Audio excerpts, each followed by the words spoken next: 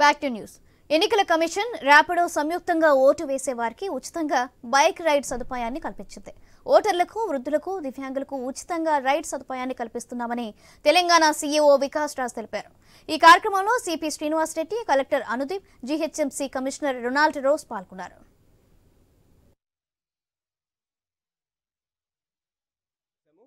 ఇది pan India campaign.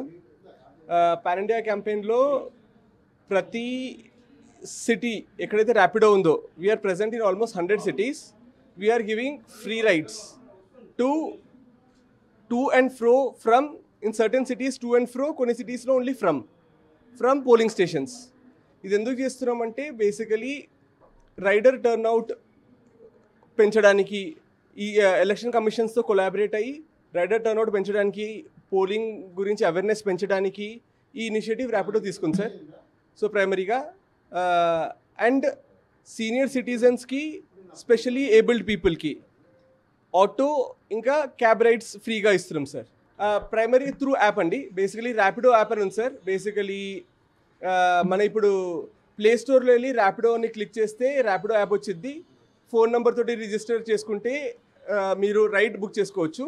చాలా simple process అండి. ఎవరైనా it's very easy to try. ఒకసారి ఎవరైనా ట్రై చేయొచ్చు అండి. ఇది అంటే బేసికలీ మీకు ఓటు వేసిన తర్వాత బుక్ చేసుకోవచ్చు, ముందు కూడా బుక్ చేసుకోవచ్చు. ఫ్రీ రైడ్ మాత్రం మనము ఓటు వేసిన తర్వాత ఇస్తున్నాము. అంటే బేసికలీ యాప్లో వెళ్ళి మీరు కూపన్ కోడ్ కొడితే మీకు ఫ్రీ రైడ్ అనేది వచ్చేసిద్ది.